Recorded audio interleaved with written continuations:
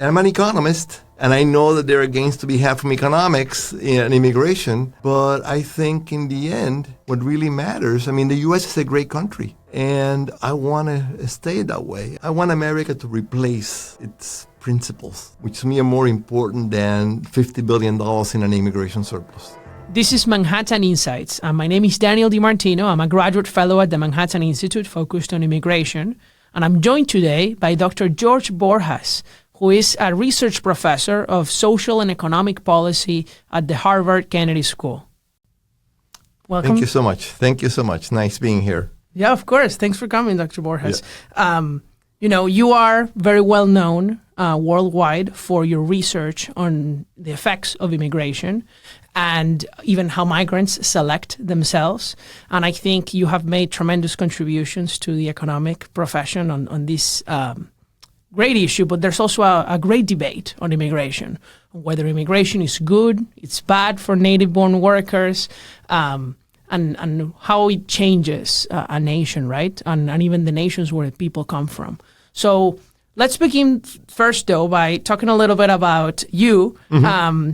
Tell us a little bit about where you come from, your story. How did you get where you are? Okay, so I was born in Cuba before Castro. And then I was a little kid when Castro came, and my family used to own a very small clothing factory in Havana, right outside Havana, actually. So they were entrepreneurs or capitalists, if you want to use that phrase. Even though they weren't rich, they were just middle class, not even upper middle class, they were just middle class. And they all worked in the factory. So Castro comes and the factory gets confiscated. And one of my vivid childhood memories is the fact that a truck one day came by the house or the factory and picked up all the sewing machines and took them away. So I vividly remember that. And, they had no support, no way of supporting themselves after that. So my mother and I were finally able to leave just before the missile crisis in '62. Literally a week before the missile crisis. And then we went on we lived in Miami for a while.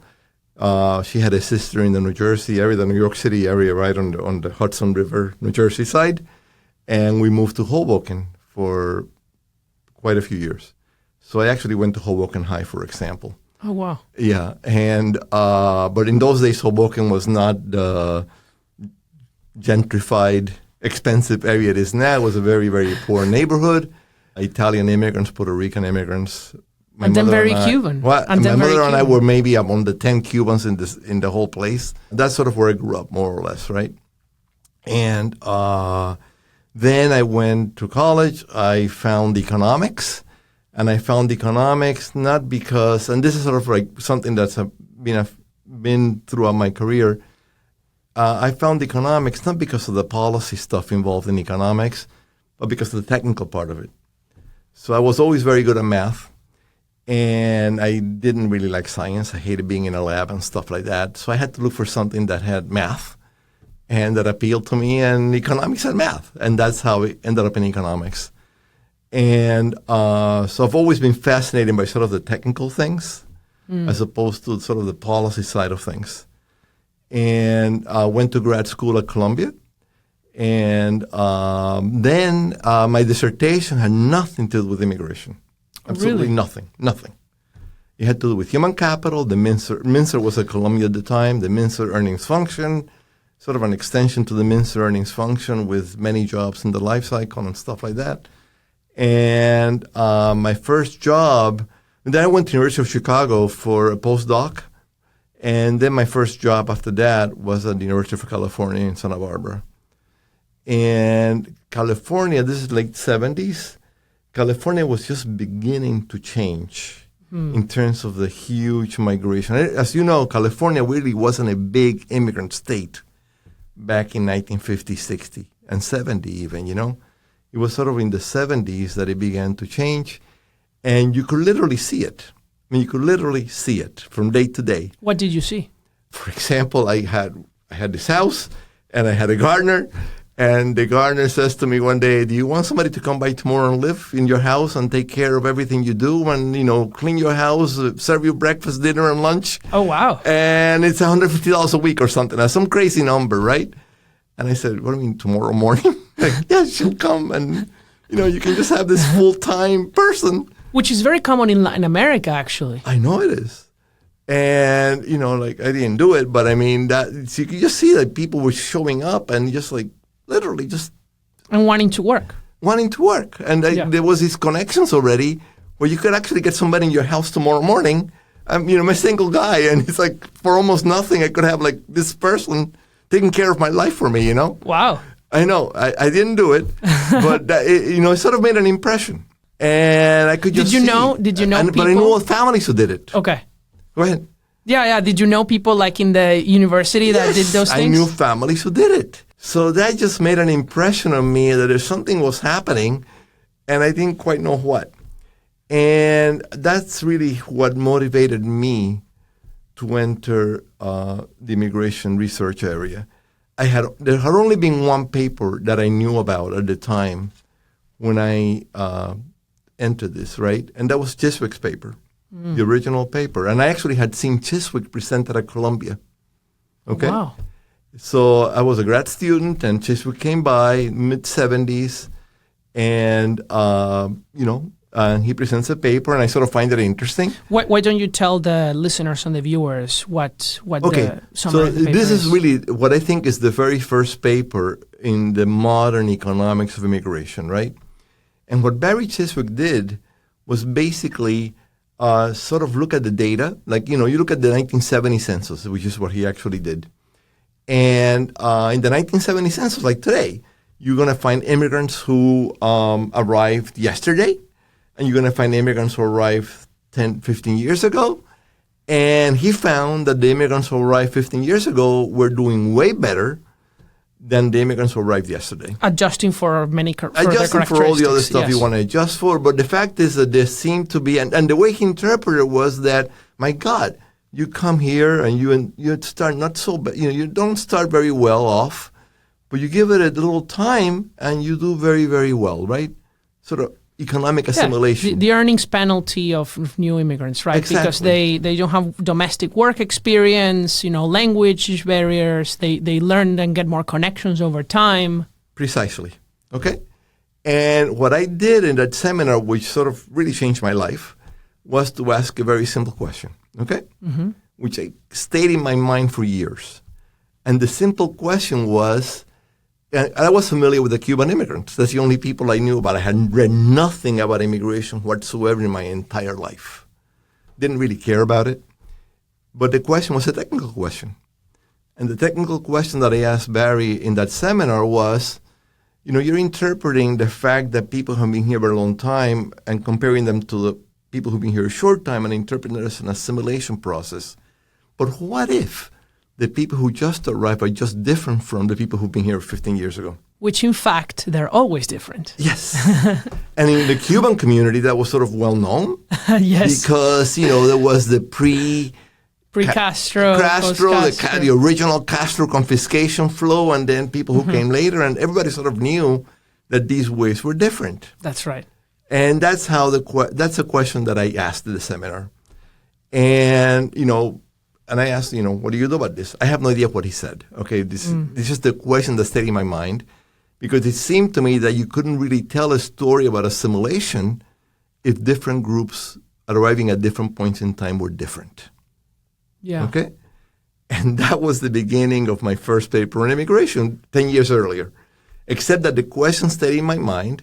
And I would actually teach this Chiswick paper to undergraduates in labor economics. And they would find it interesting because California was changing. This was in California, my first academic job, really. And I'd always would ask the question that I asked, I would always put in a final exam or a midterm, And then years go by, and I said, let me actually think about this a little more seriously. And that's how I started doing my immigration research. Wow. And that question led you to one of the papers, well, two papers, right? One paper that made you very famous in the economics profession, which is about the Mariel boat lift and about its effect on Miami workers. That's much, much later. That's right. Which the Mariel boat lift happened in 1980. And then the papers about assimilation that you've done. Showing that more recent immigrants have assimilated. Meaning, and when we talk about assimilation, so that everybody understands, what we're really talking about is earnings growth relative to native-born workers of similar characteristics. Some kind of catch-up kind of thing. You know, immigrants start with a penalty, or they tend to, not necessarily have to, because their foreign work experience is not as valued, because they don't have as many connections, and over time they should catch up to Americans. You know, I think your latest update to your paper that shows that more recent immigrants have been assimilating slower was mostly because of a shift in the national origin composition. Is that right? Can you talk more about this? Okay, so if I want to put it chronologically, so that initial phase of my work really led to two papers, like you said, right? One was this issue of answering the technical question. What can you really say by comparing people who are here today but arrive at different times? That's right. And the answer to that is that you really cannot say much unless you can follow people over time. So you can see how they track. Panel versus cross-section. Exactly. You track groups of people and see how they do. And what I found in that was my first paper. What I found was that the growth that you get in the cross-section was sort of exaggerated, because the newer groups in the U.S., for whatever reason, which is relating to your question, didn't do as well. You just didn't arrive with as many skill levels or human capital as much as the previous groups, right? And then that led to my second paper, which is, why is that? Why is it that the new groups that are arriving tend not to do as well as the new groups that arrived 20, 30, 40 years ago? And then that leads to the question of selection, which is, and it's just an obvious fact, immigration is not random. The people who come from any country in the world to the U.S. are not randomly chosen from the people who are there originally, right? So what determines which group wants to move? And that's how I developed a model for the selection. The Mariel stuff you mentioned really began with David Card, who sort of wrote the initial paper on this, and then I revisited, decades later. So when I was doing this, Mariel hadn't even happened. But so those were my two initial papers. And if you think about it, from today's point of view, in my mind, they really were addressing these technical issues of how do you interpret the growth and what determines which people move. Don't forget, at the time, this is the big mid-'80s, immigration wasn't a big deal politically. So there was no... Well, there was the effort to do immigration reform in 1986. There was an issue about illegal immigration. That's right. But immigration in general, there was nothing, to be concerned about. Yeah. Everything was fine. Everything was fine. So when I went around giving these papers, the reaction really wasn't, gee, this is sort of like a fascinating policy issue that we have to think about. The reaction was really, gee, this is really a very nice little technical trick you did here to discover these little things. And that changed completely in the last 30 years. Well, it changed completely in part because immigration has become a bigger issue politically, but also because immigration, just as a share of the global population, the number of people moving between countries has ballooned. Exactly. In part because the cost of traveling have come down, and other countries have become richer, and people can afford to move. Right. That's exactly right. Immigration is not just a big issue in rich countries. Oh, no. It's a big issue even between poor countries. I know. If you look at the fraction foreign-born in some, in the Middle East, for example, the fraction foreign-born is just, we can't even imagine.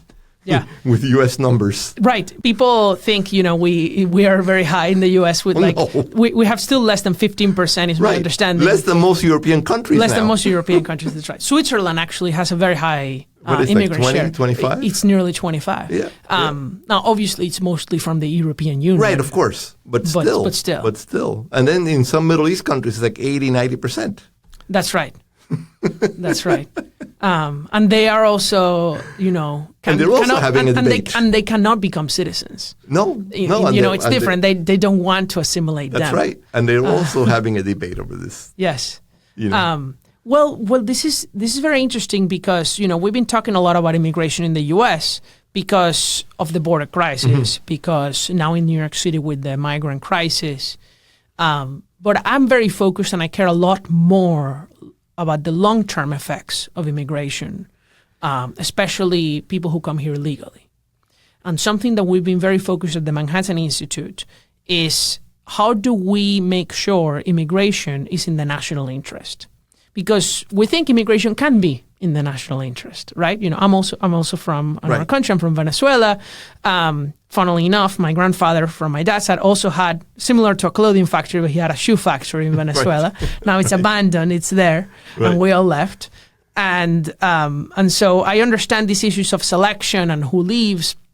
The question is, what do you think would be some principles to guide what would be a better immigration approach? Okay. See that, I know it's a hard question. As I've gotten older, I've become less convinced that immigration, that economics should be the guiding principle of immigration policy.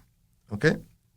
So had you asked me this question 20 years ago, I would have said from a purely economic perspective, it's pretty clear that what economic theory teaches you and what the data that we examine teaches you is that the gains to the receiving country are much larger when the immigrant flow is highly skilled. What does that mean in economics so that people understand? Okay, so what does that mean basically? If you have a choice of having 1 million people come in who don't have much education, or 1 million people come in who are very highly educated and some really smart people are in that group, we as a country, the people here today, before this million comes in, the people here today will benefit more economically by letting in the 1 million people who are highly skilled. Yeah. Okay? In the sense that productivity will go up more, there'll be fewer taxes to pay. You don't have to support the unskilled, the low-skilled with all kinds of social programs. They'll contribute to taxes, and they can help pay our retirement, which we have a serious problem with. And, something interesting I found, actually highly educated immigrants also intermarry racially and with natives at higher rates. Interesting. So even in a social and cultural way, they assimilate faster. I didn't know that. Yeah. So that's what I mean by that. So we know that there's going to be what I call an immigration surplus from letting people in. And that means there's going to be a growth in the income that the people here today are going to get as a result of immigration. And I don't mean every single person is going to get an increase in income. It just means in total, the native population will benefit, right? There's been an aggregate kind of growth in terms of income. And that number will be much bigger when there is highly skilled people. And it's going to be particularly big when that highly skilled group has some really exceptional people. Now, are you convinced that there is an immigration surplus for even low-skilled immigrants? Theoretically, there is. Okay, because, I think within the current constraints of the entitlement system, if somebody comes here who is a high school dropout and doesn't know English, and they get a green card, they'll receive massive Social Security and Medicare benefits. Okay. Excellent point. What I was talking about theoretically, when I said theoretically, there is in the labor market segment of the economy, theory tells you there is, right? Yes. The minute you start going outside the labor market and you end up with social programs and you end up with, welfare costs and all that stuff, of course not. Who knows what could happen, right? Right. And it's very easy to play with numbers and show that it could be a negative, right? So that's what I meant. So had you asked me this question 20 years ago, I said, the immigration surplus is going to be much bigger with skilled people, and therefore that will be the kind of policy you want. I've become less convinced that the immigration policy should be solely determined by economics. There's many other things going on in the world today that, things that matter, and they may matter more than economics for all I know, And so I would suggest now, my mind right now is that economics is worth, the economic impact is worth knowing, just because at least, even if you want to admit whatever number of people you want to admit, at least you'll know what price you're paying for it. But, countries change. Or how much benefit, yeah. Oh, exactly. Countries change as a result of immigration. Culturally, politically, in all kinds of ways that we go way beyond what we would call an economic number you can calculate easily, right? Yeah. And for some reason, and looking at events in the last few years, tells me that we should be more concerned about that than about the immigration surplus. And I hear this concern a lot because I travel to high schools to speak about what happened to Venezuela and how socialism destroyed it. Right. And I think that Venezuela is actually an excellent example to talk about this because unlike the Cubans, the Venezuelans elected Hugo Chavez initially. And so it was definitely because of cultural and values and people's choices that they decided to vote for this man. And the question is, how do we stop that from ever happening in the United States? Right. But I feel like immigration is such a tiny portion annually relative to, say, new high school graduates in the United States and the education system. Yeah. So do you think that or what kind of way how can we make sure that immigrants love America and also that Americans love it? Immigrants. I don't know. I mean, I don't know the answer to that question. But I look at Europe today in the last month or two, for example, in the last month, really, immigration in Europe isn't that big. It's 20% or so. And yet it has had a huge impact on the process, reaction to world events. Yeah. So you don't need that big a flow to have really like paradigm shifting impacts on a particular country.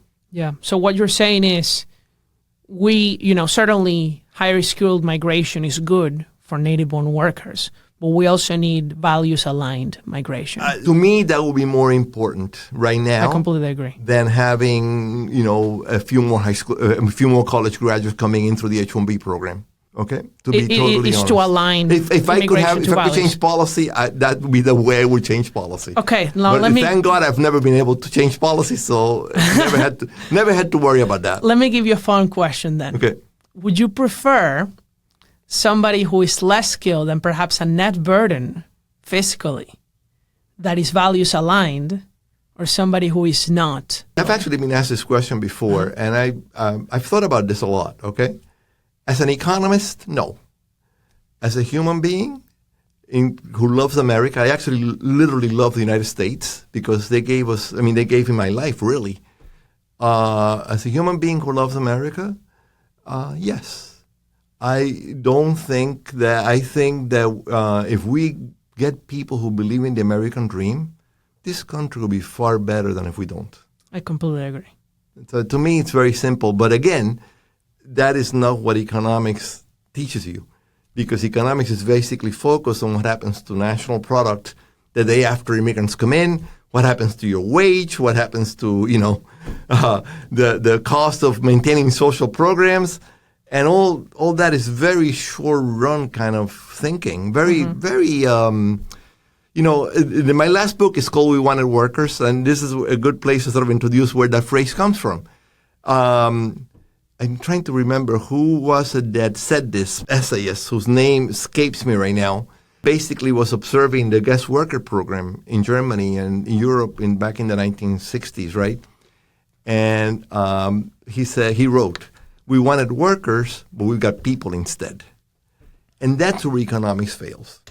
That's really the failure of economics. They look at immigrants basically as workers, consumers, taxpayers, or recipients of social services. Mm-hmm. There's a lot more beyond that kind of very narrow focus. And as I got older, I began to appreciate the non-economic aspect of all this much more. Yeah, I think that's very interesting. And in Venezuela used to be a country that received a lot of immigrants too. Right. mostly Used to from... be a rich country. It used to be a rich country, right? I mean, Cuba received a lot of immigrants too, right? Right. People, Jewish people, Spaniards who went to Cuba. I remember my grandmother giving me money to go buy something in the store, like, I don't know, bananas or olives or whatever, and it'd be dollars. Wow. And I would go to the store in the corner as a little kid and bring whatever she wanted. And, the change would be interchangeable. Cuban money and U.S. dollars was completely interchangeable. You want to hear something crazy? My grandparents, when they immigrated to Venezuela in 1956 from Italy and Spain, they still had silver coins circulating until the 1960s in Venezuela. My grandpa saved in silver coins. In the U.S., they were already discontinued decades before. And that they still had those. And they were very rich compared to living in Spain. Well, yeah. Despite not having much of an education. What do you think has been the biggest change of immigration generally from the past to the present, right? You had mentioned that there has been a slowdown in assimilation, at least wage assimilation. Right. What do you think is driving that? And then we'll talk more about recent trends. Okay. I'm not really sure if I know the answer to that question. Okay. I mean, I can tell you that I suspect it has a lot more to do with the growth of ethnic enclaves. Do you think there's been a growth in ethnic enclaves relative to, say, early 20th century? There are more immigrants, there are more people, sort of clustered in particular enclaves. And I think that, ethnic enclaves can be great, but they also can be, limiting, right? It's great to be around people who are like you, who think like you, who talk your language, who know what parties to go to and stuff like that, right? But it's also limiting because there's a whole world out there where there are things that are not quite like what you do, but that are valuable to learn. I see this a lot. There's a part of Miami called Doral, which is nicknamed Doralzuela. Really? It's the zip code with the most Venezuelans in the United States. Really? Yes. Where is that, in Northwest Miami, near the Cuban community, or? It is closer to Hialeah, but towards the west. I see. Towards the west. Doralzuela. And it's a very nice city. It's its own city, Doral. Right. And they even fly the Venezuelan flag alongside the Cuban and the American flag. And there's also a lot of Colombians. But yeah, a lot of Venezuelans. I have friends who live there. And I've been many times.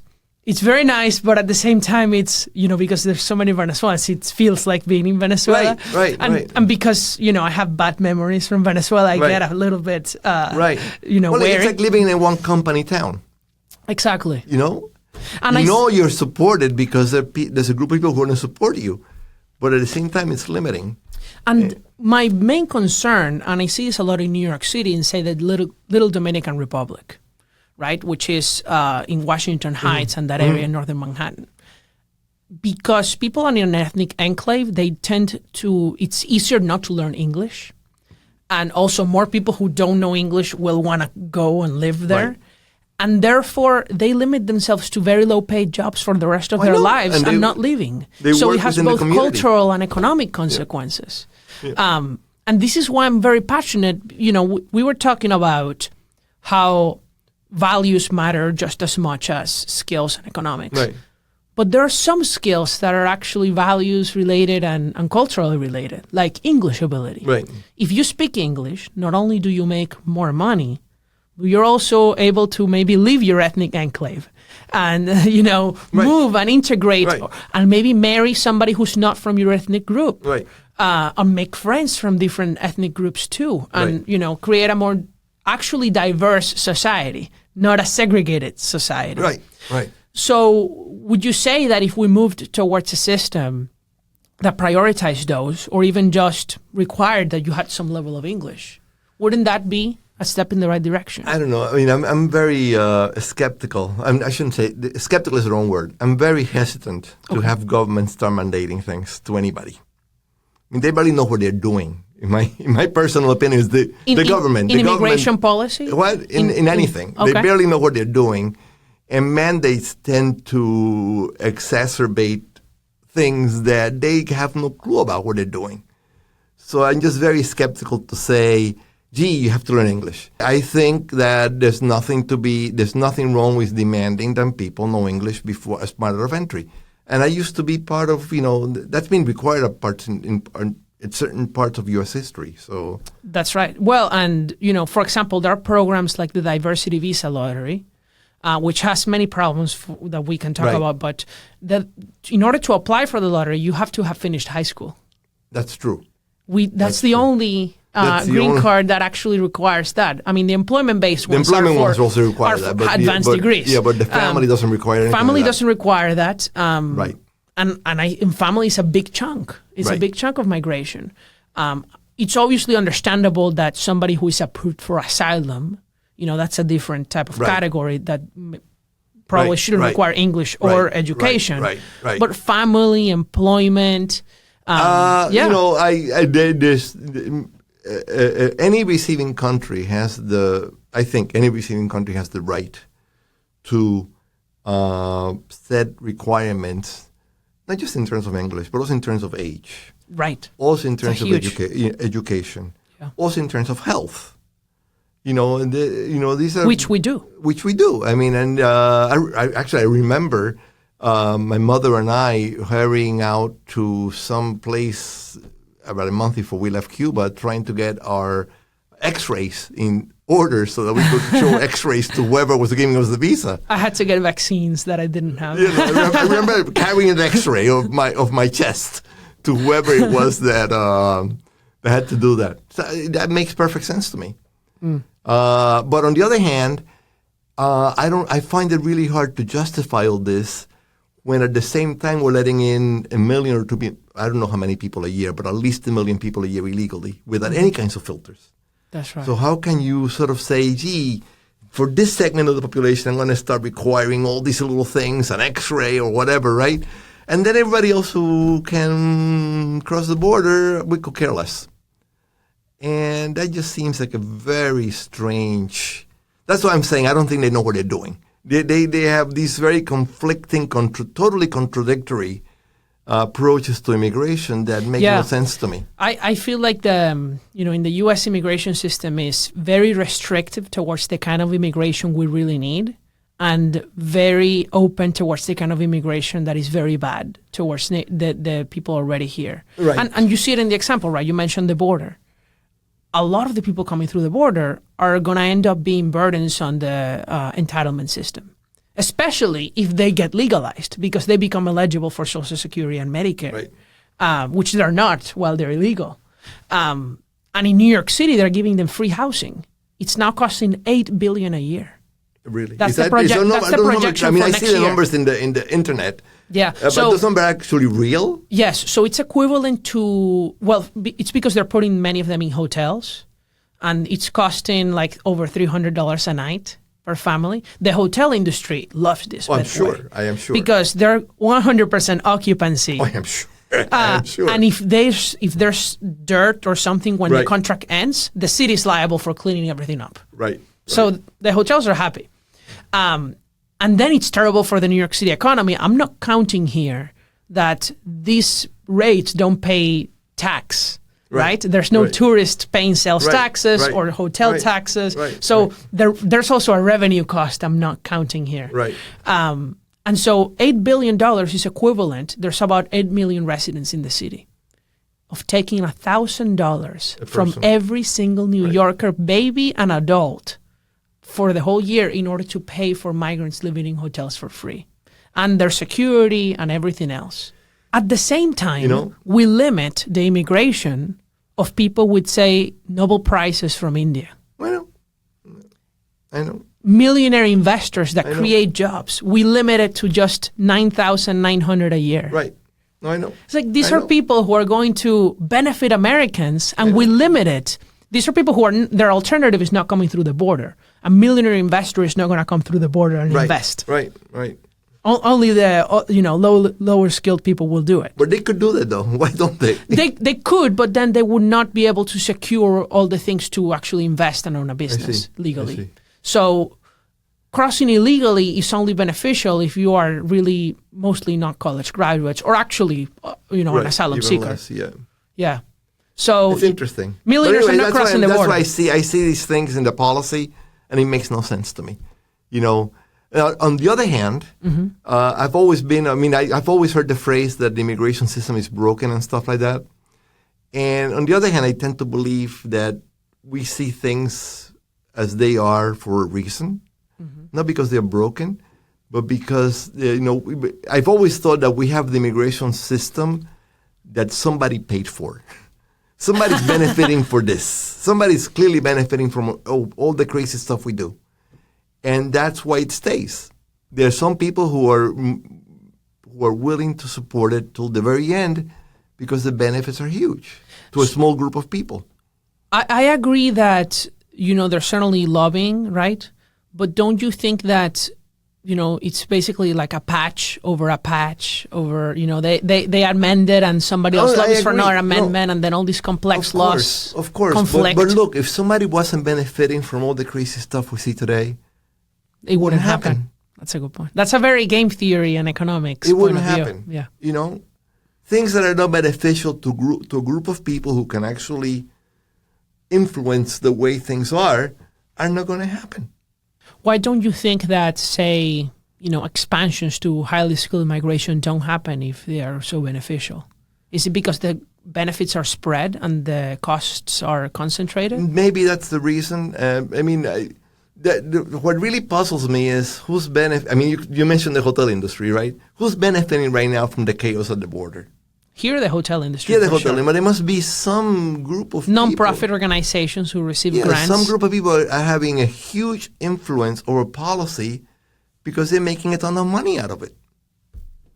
You don't think it's driven by misguided compassion? Part of it is, but I don't think that will be the only thing. I think there's money. Follow the money, and you can pretty much, determine what things will look like. I think part of it is, but part of it's also financial. There must be some group of people who are just making a ton of money out of this, out of the chaos. Yeah. Also, we have to remember the border situation had dramatically improved for 20 years before the pandemic. I know. It's one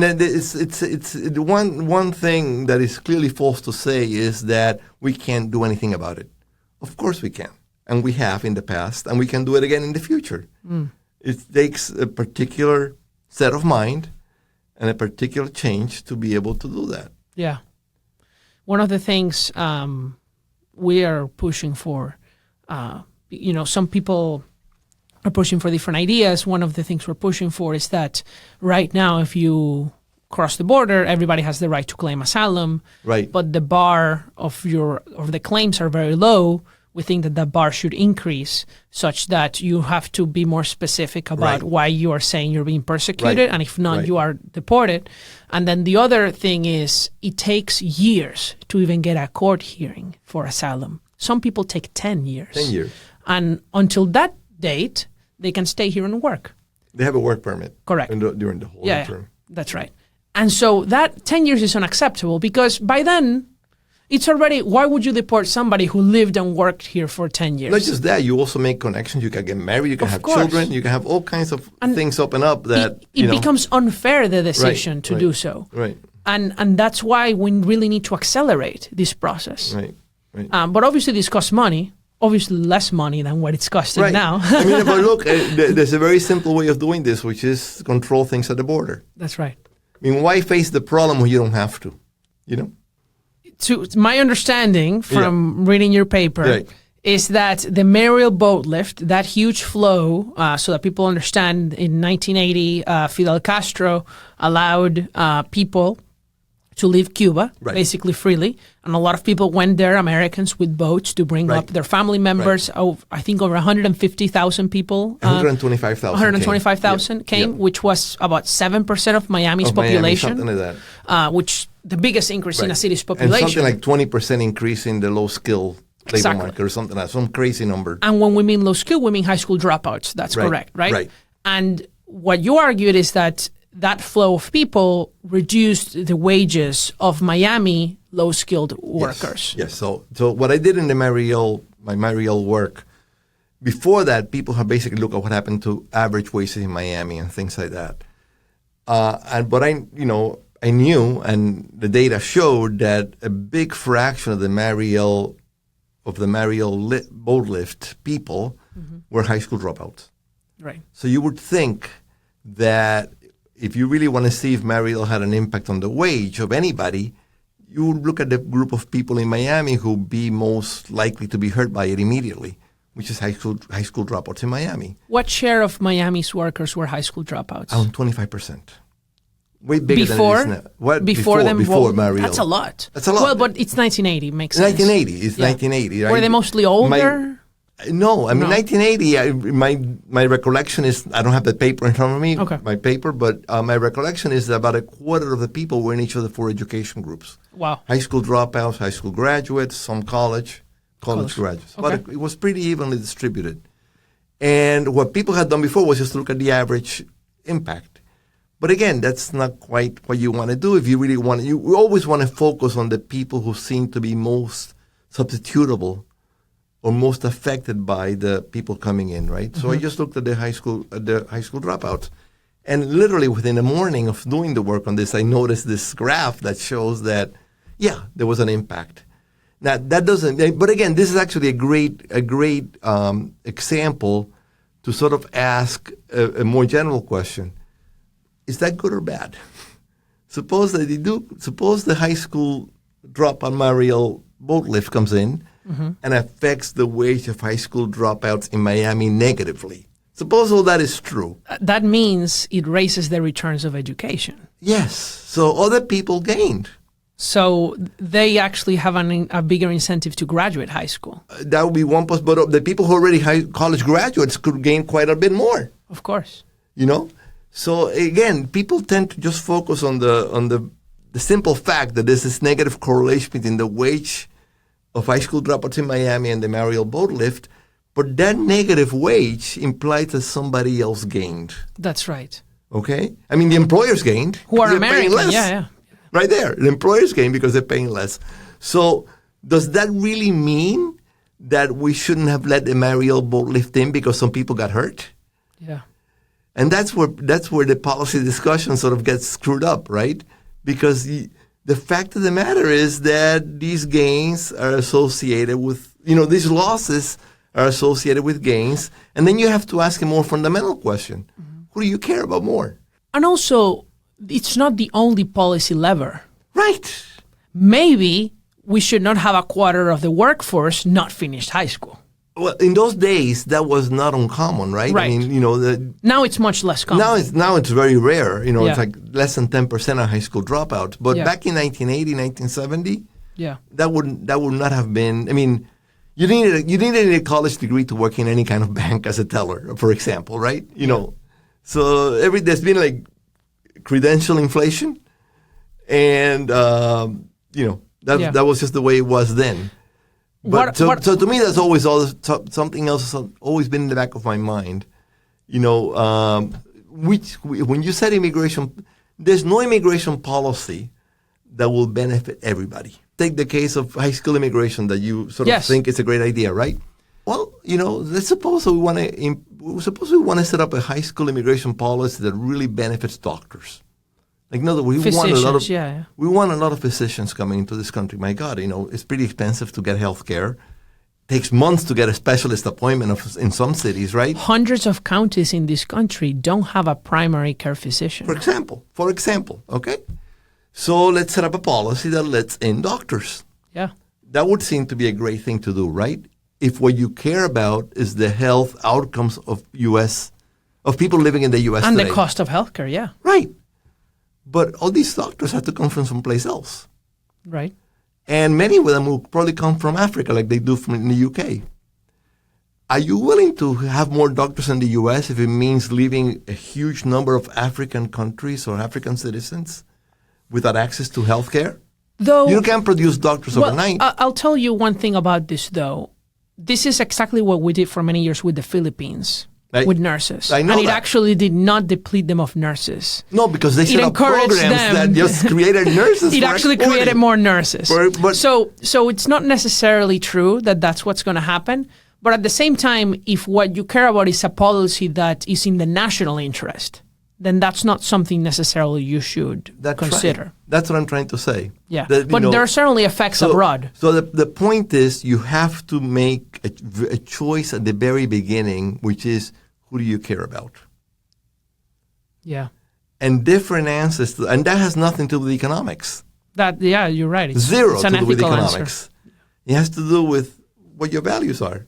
What do you want the world to look like? Yeah. And, we could agree completely on every economic finding in the literature, right? And yet still we could come to disagree different on the policy. conclusions because of our different ethical who frameworks. we care about. Yeah. And that's I guess if you really care about American doctors and them making a lot of money, for example, then we should not let any new doctor come. That's exactly right. And make healthcare as expensive as possible. That's exactly right. Which is exactly what the American Medical Association did. Does. And they restricted new doctors even the United States. That's right. The number of residencies are highly restricted. Because it's a lobby. Yeah. Yeah, so I think that's a great way to put it. You have to make a choice, and that's the one thing. I've been looking at this issue now for like 40 years, right? That's the one thing you never see discussed, ever. Who should we care about? Nobody's ever willing to say, I want to set a policy that benefits this group. I've always thought in immigration, and I thought that this was the mainstream view. Now I know that at least on the left is not, but that immigration policy was supposed to maximize the welfare of the people already here. Right. And not with different weights, but just equal weights for everybody, equality under the law. And that's what I thought. Well, even if you say it that way, there are different ways of setting the policy. Who do you want to benefit more, the employers or the workers?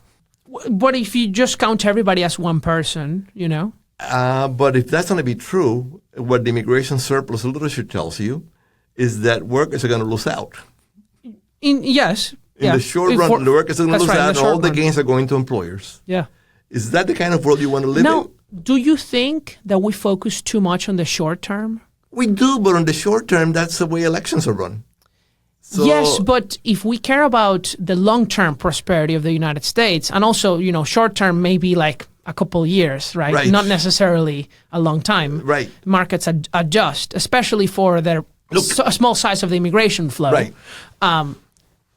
This is why I think the high-skilled immigration question is so important, because if we can have an immigration policy that will increase our productivity growth, we can be twice as rich in 50 years as we would be. We could, but if we know how to do that, we would do it. I think that people who are international economists, and by that I mean people who look at the global marketplace, like international trade, immigration, they tend to overestimate. Or I shouldn't say overestimate. They tend to overfocus on the gains from trade as opposed to the losses from trade. That's one thing that I've sort of noticed, sort of in dabbling in this in the last few decades, okay? People tend to say free trade is great, which it is. What you care about is global GDP, but there are losses involved as well. And those losses tend to be minimized. Yeah. Same thing with immigration. Look, in a world with no barriers of any kind, world GDP will go up dramatically, right? Well, but, of course, there would be a lot of political consequences. Putting aside the political, the cultural issues, if you could somehow make human beings little robots that just move around and put them in the right place, world GDP could grow twice or three times or whatever, right? But there's some people who are going to lose out. Yeah. What do you do about them? And this is, by the way, obviously excluding the migrants who are obviously big winners. Yes. We're big winners. Look, that's why I said before, I love the U.S. I mean, to me, immigration has been the greatest gift anybody ever gave in my entire life. No doubt about it.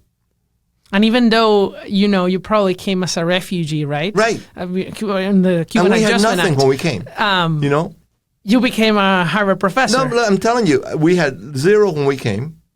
And I love this country because of the opportunities that it offers people who are willing to go out and get it. What do you think, aside from immigration, is the biggest issue the U.S. is facing economically? I think overregulation in some way. Just everything is just so hard to just do. You know, like I tell you what, it's not precisely what you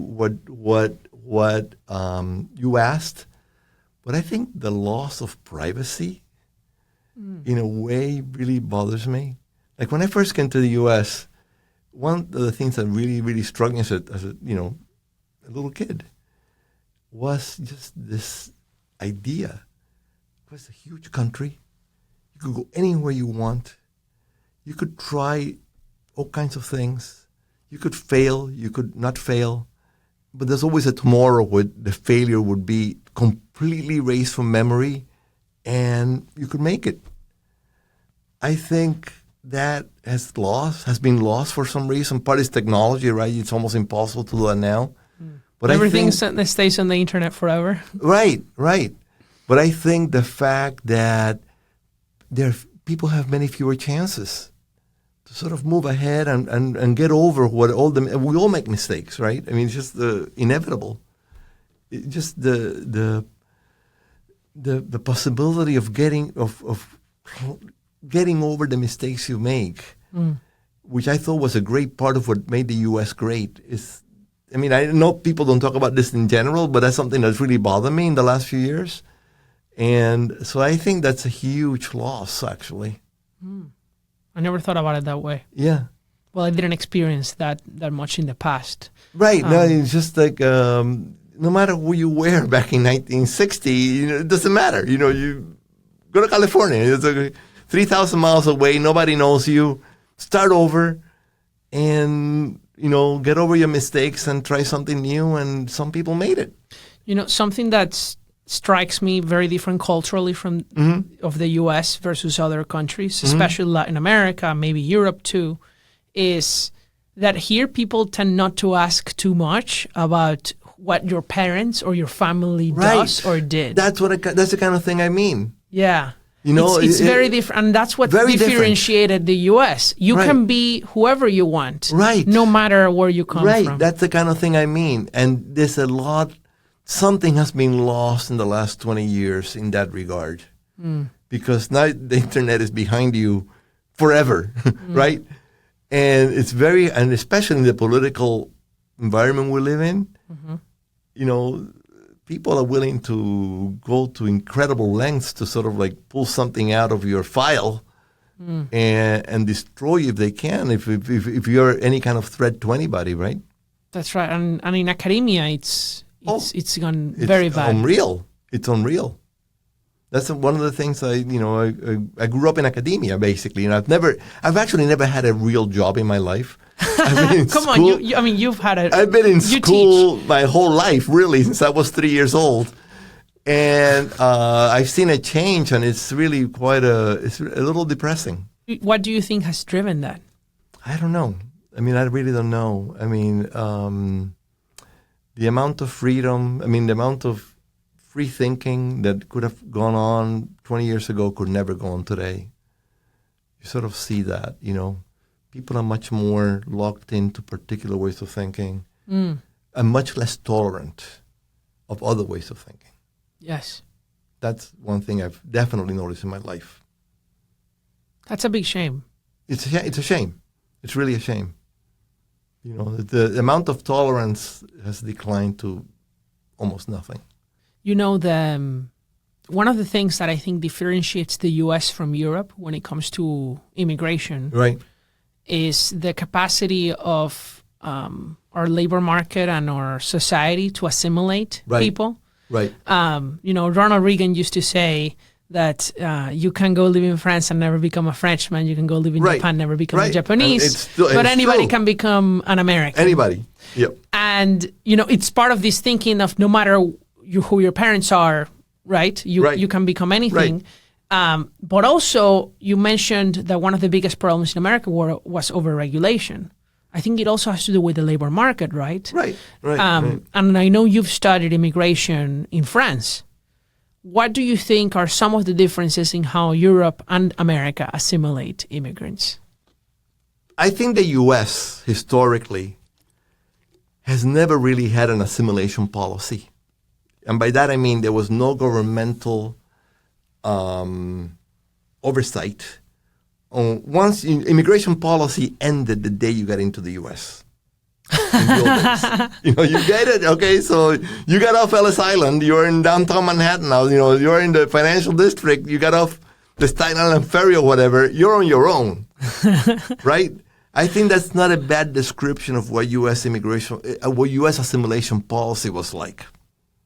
And still is, okay? And Europe is much more regulated in that way. Europe is much more, there's all kinds of language programs, and they do this and they do that, and, all kinds of stuff goes on that sort of guides you along a particular path if you're an immigrant, right? Whereas in the U.S., once you are here, people basically forget about you, okay?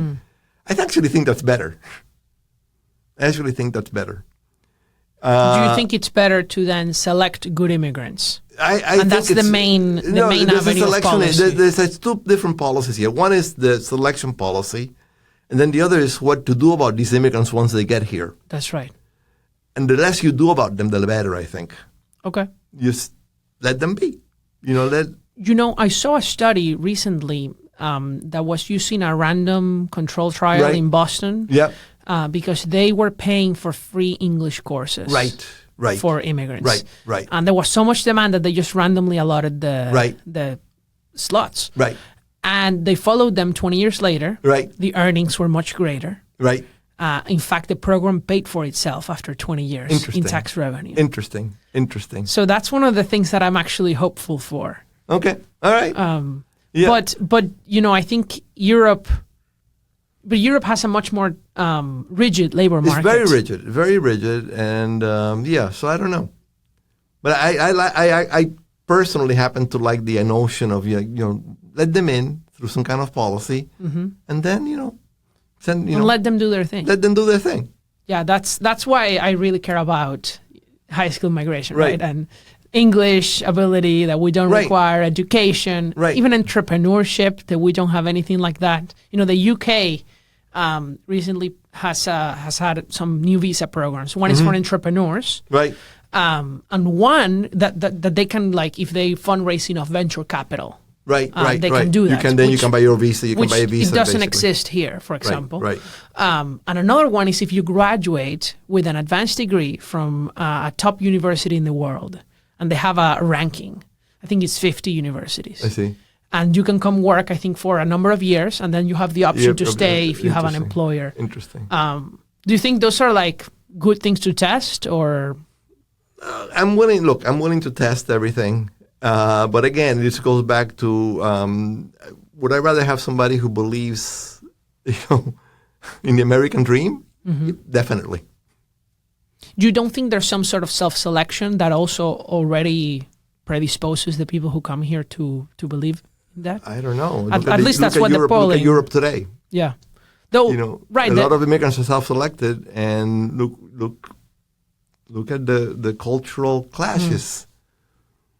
I interviewed a migrant that was living nearby here in New York City in one of the shelters. He was from Chad, the African country. It's one of the poorest countries in the world, Chad. Really? Yeah. But he spoke English, even though the language in Chad is Arabic and French. Right. And I spoke to him. He was very tall, and he was actually my age. He was 24. And I asked him the first thing, how did you get here from Chad? Right. And why did you come here? How did you pay for it? And not to Europe? Right. Right? He said, well, I flew from Chad to Turkey, from Turkey to Ecuador, and then because Ecuador is the only country that doesn't require visas for Chad in the Western Hemisphere. Right. And then he walked and took buses and trains, whatever, all the way up to the U.S. border. And then got sent here. And I asked him, why didn't you go to Europe? And he said, well, because in Europe they don't like the Africans like they do.